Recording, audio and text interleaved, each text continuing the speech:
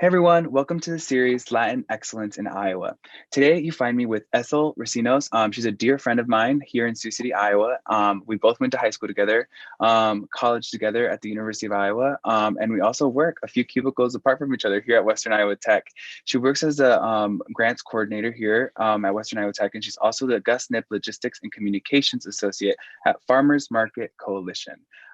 So she definitely is a hustler. She has two jobs and she does a really great job at both of them. Thank you for being with me, Ethel. Thanks, Victor. Yeah, thank you. So I would like you to get started off with maybe some background for my students. Where's your family from, and how'd you end up in Sioux City? Yeah, so I was actually born and raised in Sioux City, Iowa. My parents are originally from Guatemala, and I am a first gen. What was your experience like as a first gen student at Iowa? What is something you wish you would have known going into college? So my experience as a first gen at Iowa is, I don't know if there's one word to describe it, but it was definitely great. I mean, it got me where I am now. I think I learned a lot in and out of the classroom.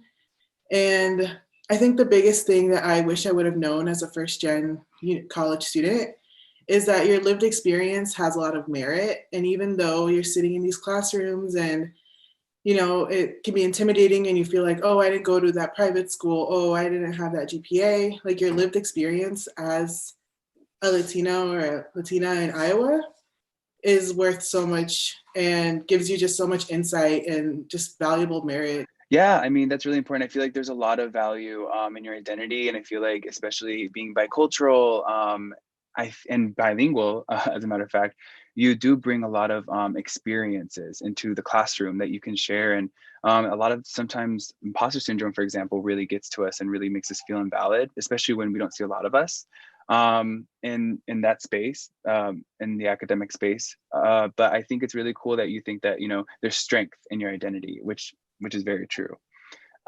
So what did you study at the University of Iowa? And what was your path getting there?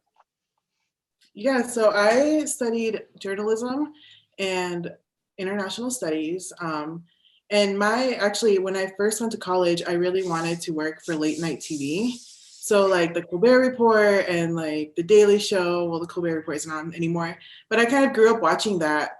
And I was like obsessed with the Comedy Central and especially like late night TV. Mm-hmm. And my parents didn't understand what was happening. And so they always told me it was the news. And so they were like, oh, you want to be a journalist because you really like these shows. And so I went to journalism school, and then none of my classes are teaching me how to be funny. So I was very confused along the way. And international studies was because I also really like National Geographic and like Animal Planet and just learning about like the world. And so I figured those two would complement, and I would be on TV talking about it and stuff. But I'm not, but I do get to write about things that I love. And so it ended up okay. And I Yeah, make see, jokes. right. And you love jokes still. And I think that's really interesting too. You said, and you still write. And that's kind of like the important factor, right? You still gain skills and knowledge in how to be a journalist, right? And how to communicate to mass medias, right? So do you still use a lot of skills that you learned from your studies at Iowa in your current careers as a logistics and communications associate and a grants coordinator? Yeah, so both of my jobs are super writing heavy, which I feel so fortunate to be able to do because a lot of people want to write for a living and it's just a hard job to get. It's a hard skill to like get value out of, really. Like a lot of people don't want to pay you for your writing. Mm-hmm. But I definitely like use every single skill I learned in my undergrad, even though I'm not, necessarily a journalist about international studies. Mm-hmm. I have worked with like international populations in Iowa, and I've written about them for like grants that we've gotten. And I don't know, I think the skills that I got as in journalism school, just being able to ask the right questions and connect and be a critical thinker, that's gotten me a lot of success. Mm-hmm. That's very true. And critical thinking is one of the best things I feel like I've gained from college as well. And I think that's something that you have to have, especially as you go through, I guess, like education. Mhm. And Yeah. would you? Oh, sorry. Sorry. Yeah. Go ahead. Oh yeah. Just based off critical thinking, I think um, just being a Latina in Iowa, you have to be a critical thinker, right? You have to like kind of take information and look at it from your perspective and like who is writing this information and what was it based off of and like is it accurate to your community and your lived experience. So I think critical thinking, I mean, as Latinos in Iowa, we're kind of, it's a skill we develop young, right? When people say things about our communities, it's like, no, that's not true. And that's already critical thinking. Or when Yeah. you're, yeah, that's it. No, well, you have like a super valid point. I think, abstraction, right? I mean, we're born with it, especially growing up biculturally. You have to like almost compute these two different worlds that you're navigating, and you have to think more abstractly, more critically of your position in these two spaces. And honestly, what college really is accessing the vocabulary to be able to explain things like that and communicate them and maybe place them and apply them to a specific career field. Yeah, And I think that's a very interesting point. And I never even thought of it that way. That's really cool. yeah. So I want to go back to your writing. Writing, you would say, is a strength of yours. Mhm. Yeah. It's something, yeah, Um, and it's something you've always been kind of like naturally good at, right?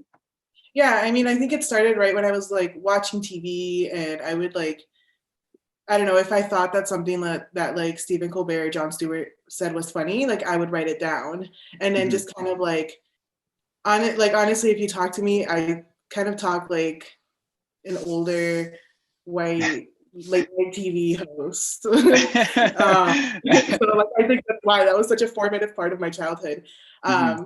And I always liked reading and yeah, I mean it was just something that I was naturally, I suck at math and science, so I really like worked on my writing skills because you can't be bad at everything, you know? Yeah, and I feel like also we always equate STEM, so science, technology, engineering, and mathematics are always like upheld and like are deemed as like the intelligences, right? But there's so much strength in being able to write with the critical thinking, the communication, the questioning, and even just the ability to like put thoughts into words and concepts into words is super important. Um, it's a strength and it's an intelligence, of course. So right after college, you applied for a grant called Princeton in Latin America, and you went to Guatemala, and you lived there for a year, and you were able to work. Can you tell us about your experience? Where did you live, and what did you do?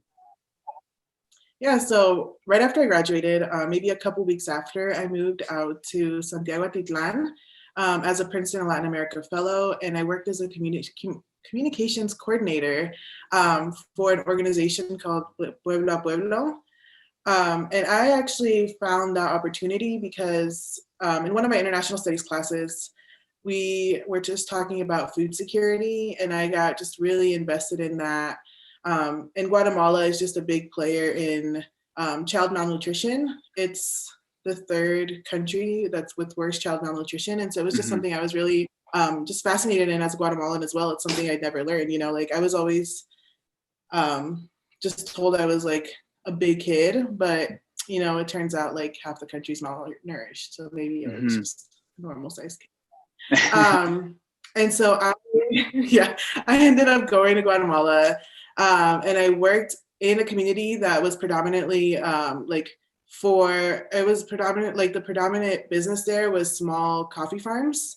And coffee is something that I've always really loved and like just wanted to learn more about. And so it ended up being really a good match for me. It was an indigenous community, so that was a new experience for me. So I'm actually from the southern part of Guatemala. My family's from the southern part of Guatemala. And so I've never lived in an indigenous community before. And so being there was definitely like eye-opening for me. I learned so much about Guatemala's history and just like the inequities and just like just everything going on. I don't know. I've always been like, oh yeah, like I know about Guatemala, I know about my culture, but once you're there living for a year on the inside, you realize you really don't know anything as like a bicultural person, especially as someone who grew up in Iowa, right? Mm-hmm. So I spent a year there working as a communications coordinator. I got really passionate about food justice. Mm-hmm. But then maybe halfway through, it dawned on me that that is like work that I could do in my community in Sioux City, Iowa, or just in the US in general. And it was something that I really wanted to come back and work on. Which is why now you're at the Farmers Market Coalition, which is a national organization that advocates for equality across farmers markets, right? Yeah, so it advocates just for like the well-being of farmers markets. So them being just like um, stable and like a form of income for farmers, for local farmers, and just working with market managers and just as a space being somewhere that's like accessible and just a staple for a community. And yeah, so I work there now. And you mentioned before that college is really a place where we learn the vocabulary for the things we like. And that was Mm-hmm. definitely the case with my realm into food justice. Mm-hmm. So I was really like into gardening when I was younger. And I don't know, I just, you know, food is such a big part of identity and culture. Um, and then when I Mm-hmm. went to college, we were talking about climate change. And it was also, I mean, climate change is something I'm super passionate about. Mm-hmm. And food came up and how big of a contributor our food system is to climate change. And we started talking about food justice and Mm-hmm. just how um, just social justice and food justice are the same thing, and like equity. Mm-hmm. um, I don't know if I'm explaining it well, but You're basically, am I explaining it well? oh no, yeah, you're seeing the connections across all these different fields that you thought was one layer, right? And you're just you're adding layers to the cake, right? And I Right. think and now you're decorating it with your Yeah. I work. mean, it was like for me, the way I describe it is you can look at all the social issues, right? So like housing, medical, education, and you could connect it back to a carrot, right? Mm-hmm. Because it all Mm-hmm. comes down to zoning. It comes to like just racism, inaccessibility, food sovereignty, land access. Like it can all Mm-hmm. be traced back to food justice, and that's what I really Mm-hmm. love about this work. Mm-hmm. Um, and I love the fact that my job in particular is to work with organizations who are trying to increase SNAP access at farmers markets. So Mm-hmm. like really taking back the narrative that farmers markets are like these bougie white elite spaces, and that really they are like community spaces. And so that means that everybody in the community needs to have access to it. Yeah, and access is, that key word. It's with what we're trying to do, right? In education and in food. You're supposed to provide access to so students can go and get the most out of it. And nutrition is one of those. So I'm gonna take us back to college. I love that we just highlighted kind of like your trajectory. I think that's a really cool thing that you never realize where you're gonna be headed even after graduation. So I think it's important to take away that from Ethel's story that you're gonna keep evolving and growing and expanding your interests as you explore yourself professionally and your interests. So how would you define success then? You've had a lot of many successful progress in your career and graduating college and everything. So how would you define success, and when do you feel like you've achieved that? Mm-hmm. So right now, I define success as being able to use my skills to contribute to a change that I'm very passionate about. So, for example, as a grant writer, right, like I'm able to write these grants and get money for the college so that students can access these things and like these equipment and this knowledge and all of this and that. Same with my job at Farmers Market Coalition, like I'm able to use my skills to contribute to, my passion for food justice. And Mm-hmm. so I think that's such a huge success is being able to contribute to a cause that you care about and having that, like spending your days doing that. Mm-hmm. And that's so true. I feel like it's almost like giving back, almost like a community effort. Like, here, you all gave me this. I learned this, so I'm going to give this back to you. Mhm. And that's cool. Yeah, and Um, especially in like I don't know, a society that teaches us to just like consume and like take in things for yourself. I think success is being able to see like the value and just like the beauty and like contributing to your community and just like having that be how you spend your day instead of just taking, you know, and benefiting one person. And that's what I'm noticing across like Latin American culture. It's just very communal. It's very community based. There's a lot of solidarity, and I think even what I've seen in college is that you find your communities there. Um, so as a Latina, you're leaving your family, right? You're leaving your family unit, which is very uncommon in Latin America, especially if you're a first generation American, to leave at 18 and go to college, and so how was that experience for you as a Latina, going to Iowa and leaving your family? Did you feel any pressure to stay? Did you feel any uncertainty to go to college?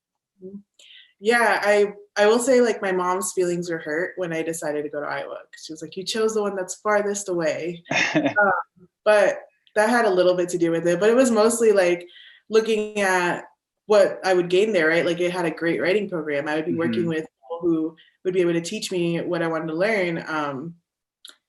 And yeah, there was a lot of uncertainty. I think I had a lot of uh, doubt in whether or not I would be able to thrive in those spaces. Actually, like I living in Sioux City, I always thought that Iowa was diverse, right? Like, because I lived on the west side, like all of my friends are people of color. And then you drive like 5 minutes any direction and you realize that really Iowa's not that. Like it's very white. And getting to the University of Iowa was just like so shocking for me. And just Hmm. like seeing that many white people in one space and just being in classrooms and being the only like non-white person, yeah, it's really easy to be intimidated and then just think, oh, it's so easy to just go back home. You know, I have my friends there, my Hmm. community's there, my parents are there. Hmm. I never feel dumb at home, Hmm. you Hmm. know, and then you're sitting in these spaces and people are using, I don't know, their vocabulary that is so unlike how people where you're from speak. And Hmm. so, yeah, I mean, I definitely think that it's really hard as a Latina woman just because there's so many standards for us. Hmm. Um, to kind of like just be a little quieter, you know, and just like make people comfortable. And when we think of like Latina moms and aunts, right, like they're the comfort givers, and so definitely going into these spaces where your identity and your culture is being attacked, and just like standing up for yourself, basically, and like just reclaiming that. It can be hard, especially when you're not home. Yeah, and I think on top of that, if we talk about intersectionality again, I think being a woman and being Latina at the same time, you have these cultural expectations, right? But you're also having these like pressures of being a woman in an academic space, where you have to kind of end up like proving yourself over and over and over. And I think that's very important. I could talk all day, I really could, but I have one more question just to kind of wrap up. Um, a conversation about not LatinXcellence. So, and this is kind of like the one that's special to my heart.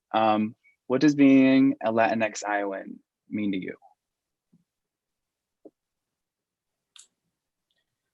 Hmm. I think a Latinx Iowa is, I know, it's really hard. It means having to choose between paying extra for hot sauce or ranch. No, I'm just kidding.